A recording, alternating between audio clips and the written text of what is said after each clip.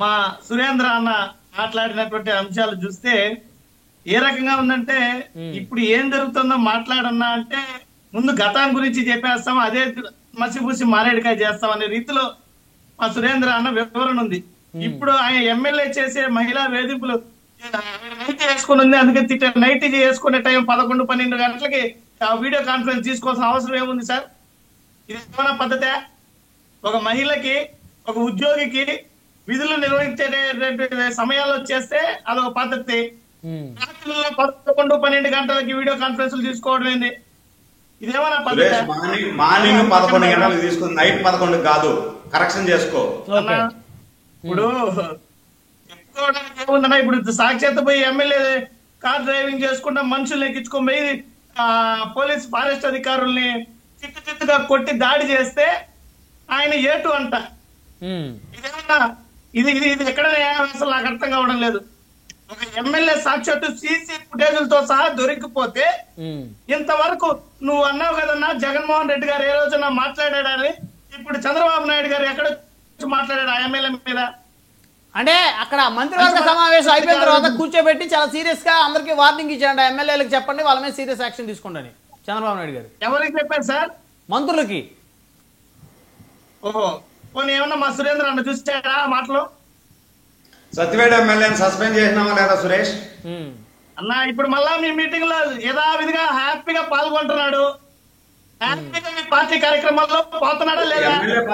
MLA పదవి తీసేయలేం, మన చేతిలో లేదు. మన పార్టీ నుండి సస్పెండ్ చేశాం. పార్టీ కార్యక్రమాల్లో కూడా పాల్గొంటున్నాడు అన్న, నువ్వు కావాలంటే చూడు.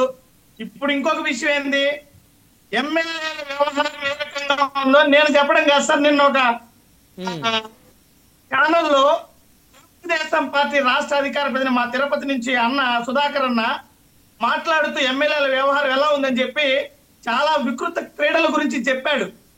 నేను చెప్పలేదు, టీడీపీ రాష్ట్ర అధికార ప్రతినిధే స్వయంగా చెప్పాడు. ఎమ్మెల్యేలు ఇక్కడికి వస్తే స్టార్ హోటళ్లలో ఏ రకంగా వాళ్ళ వికృత క్రీడలు ఉంటాయో, వాళ్ళ విలాసాలు ఏందో, వాళ్ళ విలాపాలు ఏందో ఆయన చెప్పాడు. బాగోలేదు ఈ పద్ధతిని. వాళ్ళ పార్టీ వాళ్ళ బహిరంగంగా డిబేట్ లో చెప్తున్నారు సార్. దీనికి మించిన నిదర్శనం ఏముంది? ఇంతకన్నా సర్టిఫికేట్ వాళ్ళ సొంత పార్టీ వాళ్ళు కదా. సురేష్ గారు ఇప్పుడు వాళ్ళని ఆ చర్యలని, ఆ పోకడల్ని దేన్ని కూడా ఉపేక్షించేది లేదు, వాళ్ళ మీద యాక్షన్ తీసుకుంటాము, వేటు వేస్తామని చెప్తున్నారు క్లియర్ గా. వాళ్ళు ఎవరిని వెనకేసుకొని రావట్లేదు, తెలుగుదేశం పార్టీ కూటమి నాయకులు ఎవరిని కూడా ఎమ్మెల్యేలు వెనకేసుకొని రావట్లేదు. మాటలు కోటలు దాటుతాయి, జోకులు కూడా దాటున్నట్టున్నాయనేసి అంటాం మనం. ఆ రకంగా ఉంది వీళ్ళ వ్యవహార శైలి. ఎక్కడ మీరు చెప్పండి? ఇప్పుడు నిన్న కేసు తెచ్చుకోండి, ఫారెస్ట్ ఆఫీసర్ల మీద దాడి చేస్తే ఆయనకి అలాంటి సెక్షన్ల మర్డర్ కేసు పెట్టాల్సినటువంటి కేసు, కిడ్నాప్ కేసు పెట్టాల్సినటువంటి కేసు, దాడి చేశారు. అందులోనూ వాళ్ళు దళితులు. ఇంత అన్యాయంగా పెడతారా? అది కూడా పోలీస్ అధికారులు, ఫారెస్ట్ అధికారులు, ఇట్లాంటి వాళ్ళకి రక్షణ లేదా ఈ ప్రభుత్వంలో?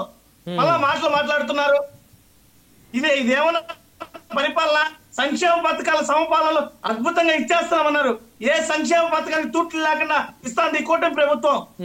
నిన్న ఉచిత బస్సు, మహిళలు ఉచిత బస్సుకి సంక్షేమం మళ్ళీ మాట్లాడుతున్నారు సురేష్ గారు. సంక్షేమం ఎంతో కొంత వాళ్ళు చెప్పిన దాంట్లో చేస్తున్నట్లయితే కనపడతా ఉంది. 4 పథకాలు అమలు చేశారు. సూపర్ లగ్జరీ అనో, ఆర్టీసీ ఎక్స్ప్రెస్ బస్సు అనో చెప్పలేదు కదా. సంక్షేమం గురించి మాట్లాడదామా? సంక్షేమం ఇప్పుడు వదిలేండి. ఇప్పుడు మాత్రం ఉచితం, ఫలానా చోటుకే ఉచితం. ఇప్పుడు ఎందుకు షరతులు పెట్టారు అంటే, ఓటు వేయక ముందు ఒక షరతు, అప్పుడు షరతులు ఉండవు. ఓటు వేసి వీళ్ళకి అధికారం వచ్చేసిన తర్వాత షరతులు. సురేష్ గారు ఇప్పుడు మీ ప్రభుత్వంలో జగన్మోహన్ రెడ్డి గారు ముఖ్యమంత్రిగా ఉన్నంత కాలం తప్పు చేసిన మీద ఈ ఎమ్మెల్యే మీద చర్య తీసుకున్నాడు, ఈ ఎమ్మెల్సీ మీద చర్య తీసుకున్నాడు, ఈ మంత్రి మీద చర్య తీసుకున్నాడు అని ఒక 2 పేర్లు చెప్పగలుగుతారా? ఒక పేరు చెప్పాను నేను అడుగుతాను. సురేంద్ర గారు నేను అడుగుతున్నాను. నేను ఇందాక కూడా ఇదే మీకు చెప్పా. మేము చర్యలు తీసుకున్నామో లేదన్న వ్యవహారం పట్ల ఆ రకంగానే వీళ్ళ పాలన చేస్తారా అంటే, వీళ్ళ పాలన మమ్మల్ని పూర్తిగా చూపించి చేస్తారా అంటే మీరు తీసుకోవట్లేదు ఒప్పుకున్నట్టేగా మీరు? అధికారంలో ఉన్నటువంటి పార్టీ ప్రభుత్వం వీళ్ళు కొత్త పార్టీ మీద నిందలేస్తున్నారంటే మేము అదే పార్టీ లాగే ప్రవర్తిస్తాము, అదే పార్టీ ఇలా చేసింది అవి చేయలేదా మేం చేసాం అనేటప్పుడు వీళ్ళకెందుకు అధికారం, వీళ్ళు ఎందుకు గెలవాలి చెప్పండి. రైట్. గెలిచిన పార్టీ విధానాల గురించి మాట్లాడకుండా ఓడిపోయిన పార్టీ మీద పడడం ఏంటి? అంటే మీకన్నా బెటర్ గా చేస్తున్నామని, తప్పు చేశారు మీకన్నా బెటర్ గా యాక్షన్ తీసుకుంటున్నాము తప్పు చేసే వాళ్ళ పట్ల అనేది వారి ఉద్దేశం, నాకు అర్థమైంది. ఎక్కడ వస్తారు హ్యాపీగా కాపాడుకుంటున్నారు.